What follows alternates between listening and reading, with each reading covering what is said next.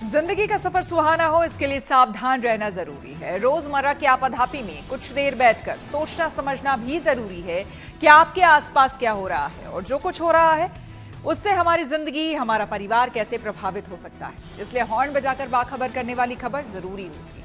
और आज की ये खबर टीवी की मशहूर एक्ट्रेस शेफाली जरीवाला की मौत से जुड़ी है। शेफाली जरीवाला के अचानक निधन ने सभी को शॉक कर दिया है। उनकी मौत से परिवार ही नहीं बल्कि फैंस भी टूट गए हैं। लेकिन शेफाली की मौत को लेकर संदेह बरकरार है। ऐसे में डॉक्टर्स ने आशंका जताई है कि उनकी मौत लो बीपी की वजह से हो सकती है, क्योंकि उस दिन व्रत की वजह से उन्होंने पूरे दिन कुछ नहीं खाया था। हालांकि पोस्टमार्टम रिपोर्ट के सामने आने के बाद ही ये क्लियर हो पाएगा कि आखिर मौत की असल वजह क्या है। ऐसे में जरूरी है कि लो बीपी से जुड़ी अचानक मौत को लेकर खुद भी सतर्क हो जाएं और दूसरों को भी सावधान करने के लिए हॉर्न बजाएं।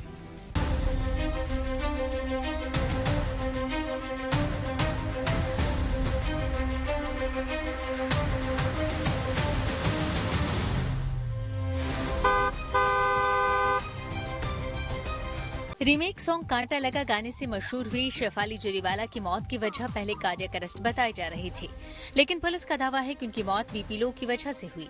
पुलिस को मिली शुरुआती रिपोर्ट में कहा गया है कि शेफाली लो बीपी के कारण बेहोश हो गई और बाद में उनकी मौत हो गई। मुझसे शादी करोगी में सलमान खान और अक्षय कुमार के साथ काम कर चुकी शेफाली के इंस्टाग्राम पर आखिरी पोस्ट फैंस को रुला देगी। उन्होंने अपनी मौत से 5 दिन पहले अपने आधिकारिक इंस्टाग्राम अकाउंट पर एक पोस्ट शेयर किया था, जो कि उनका फोटोशूट था। इस फोटोशूट में शेफाली ने सिल्वर रंग का ब्लिंक जंपसूट पहना हुआ है, जिसमें वो बेहद ही ग्लैमरस लग रही थी। हंसती मुस्कुराती शेफाली के इस पोस्ट को देखने के बाद हर किसी को ऐसा लग रहा है कि एक्ट्रेस कहीं नहीं गई हैं और अभी भी वो हमारे बीच में ही हैं। उन्होंने इस पोस्ट को शेयर करते हुए लिखा था, blink it on baby.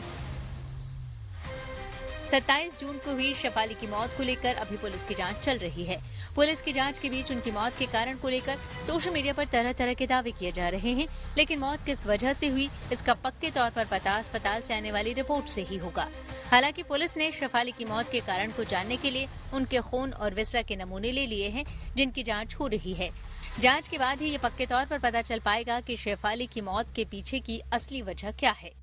Mumbai police को यह पता चला है कि Shefali Jariwala anti aging medicine ले रही थी बहुत समय से, और उनके परिवार ने यह भी बताया कि बहुत वक्त से वो बिना प्रेस्क्रिप्शन के भी ये मेडिसिन ले रही थी। इसके अलावा फोरेंसिक टीम को उनके घर पर एंटी एजिंग मेडिसिन मिले हैं, गैस्ट्रिक की समस्या से रिलेटेड दवाइयां मिली हैं, विटामिन सी के पिल्स मिले हैं और ग्लूटाथियोन इंजेक्शन मिले हैं। जून 27 को जिस दिन शेफाली की मृत्यु हुई, उस दिन शेफाली ने उपवास रखा था, वो फास्टिंग कर रही थी, और क्योंकि उनके घर पर पूजा थी, उसके बावजूद उन्होंने अपनी सारी दवाइयां भी ली और ग्लूटाथियोन का एक इंजेक्शन भी लिया था। पोस्टमार्टम रिपोर्ट अभी तक आई नहीं है, जिसका पुलिस इंतजार कर रही है। वहीं ये भी माना जा रहा है कि शेफाली की मौत सडन कार्डियक अरेस्ट के कारण हुई। शेफाली के परिजनों की माने तो वो हार्ट की परेशानी से जूझ रही थी और उनका इलाज भी चल रहा था। मौत से एक दिन पहले तक वो बिल्कुल ठीक दिख रही थी, लेकिन अचानक उन्होंने दुनिया को अलविदा कह दिया। बताया जा रहा है कि शेफाली यंग दिखने के लिए एंटी एजिंग ड्रग्स ले रही थी। 27 जून को परिवार ने घर में धार्मिक पूजा रखी थी, जिसके चलते शेफाली ने पूरे दिन व्रत रखा था। इसके बावजूद दोपहर में उन्होंने एंटी एजिंग दवा का इंजेक्शन ले लिया। करीब 8 साल से वो इस तरह के इंजेक्शन और दवाई ले रही थी। पुलिस अधिकारियों को संदेह है कि उपवास के दौरान लिए गए इंजेक्शन की वजह से ही कार्डियक अरेस्ट हो सकता है। कार्डियक अरेस्ट मतलब हार्ट रुक गया है। हार्ट रुकने के 1000 कारण होते हैं, उसमें हार्ट अटैक भी है कि अगर इलाज नहीं हुआ तो फिर हार्ट रुक जाएगा और कार्डियक अरेस्ट हो जाएगा, मरीज की जान जा सकती है या चली जाती है। लेकिन यूजुअली कार्डियक अरेस्ट दिल की धड़कन की बीमारी के कारण होता है। धड़कन की कोई ऐसी बीमारी है जब धड़कन काफी स्लो हो जाए या काफी तेज हो जाए, जिसको वीटी या वीएफ कहते हैं, तो सडनली हम मरीज को शॉक देना पड़ता है। उसमें खून की धमनियों का कोई रोल नहीं है, उसमें एंजियोग्राफी का कोई रोल नहीं है। ये एक इलेक्ट्रिकल प्रॉब्लम है, जैसे घर में सर्किट होता है तो हार्ट के अंदर भी सर्किट होती है, उसमें हमें शॉक देने की जरूरत होती है। तो कार्डियक अरेस्ट है जिसमें हमें शॉक देने की जरूरत होती है, हार्ट अटैक है जिसमें हमें एंजियोग्राफी या एंजियोप्लास्टी करनी पड़ती है। अब इन दोनों के कई कारण हो सकते हैं, हार्ट अटैक भी कार्डियक अरेस्ट में जा सकता है, हार्ट फेलियर भी कार्डियक अरेस्ट में जा सकता है। कई बार बचपन की कई धड़कनों की बीमारी होती है जिसमें भी कार्डियक अरेस्ट हो सकता है।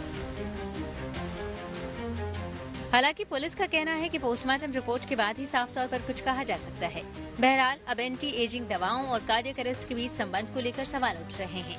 सवाल ये कि क्या एंटी एजिंग ड्रग्स लेने से कार्डियक अरेस्ट की नौबत आ सकती है। साथ ही ये भी कि एंटी एजिंग दवाएं क्या इतनी खतरनाक हैं, क्या ये जानलेवा हो सकती हैं। जैसा कि पुलिस का दावा है कि शेफाली ने खाली पेट ग्लूटाथियोन का इंजेक्शन लिया था, इसलिए डॉक्टरों को संदेह है कि इस दवा को लेने के बाद उनका बीपी तेजी से गिरा। ऐसे में सवाल है कि ग्लूटाथियोन जैसी एंटी एजिंग दवाएं आखिर हैं क्या और ये किस तरह से काम करती हैं।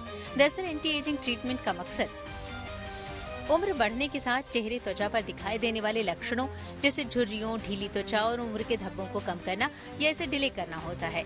जवां बने रहने के चाहत वालों में ये उपाय काफी ट्रेंडिंग रहा है।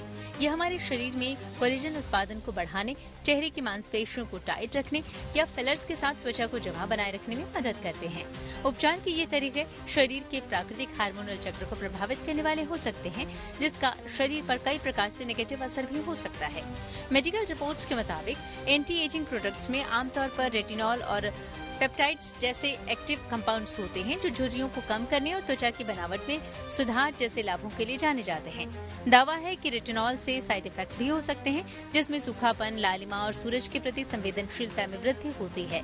इसके अलावा कुछ दूसरे कंपाउंड्स शरीर में हार्मोनल साइकिल को रोकते हैं, जिसका स्वास्थ्य पर कई प्रकार से गंभीर और लॉन्ग टर्म असर देखने को मिल सकता है। अब पता कैसे चले कि आपको हार्ट अटैक हुआ है या कार्डियक अरेस्ट होने की संभावना है? तो कि कार्डियक अरेस्ट तो एक सडन चीज है। कभी मैक्सिमम आपको चक्कर आ सकते हैं, कभी कभी सीने में दर्द हो सकता है या घबराहट फील हो सकती है। लेकिन हार्ट अटैक के बहुत सारे ऐसे कारण हैं, जैसे लोग कहते हैं कि जॉ से लेके नाभि तक कोई भी परेशानी है, जरूरी नहीं कि पेन हो।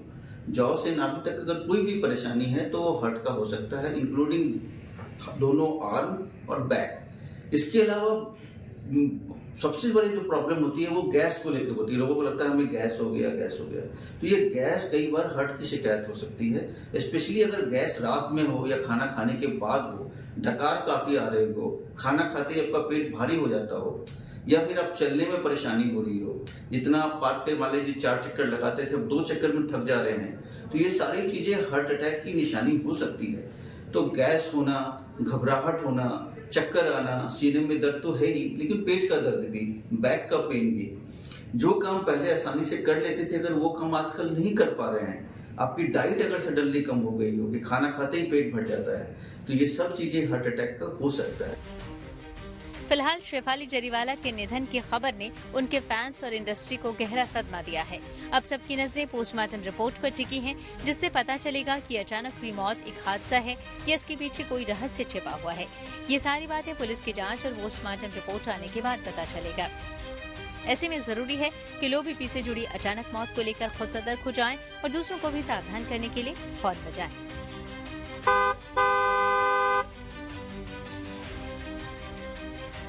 मुंबई से दिव्येश सिंह के साथ bureau report, good news today.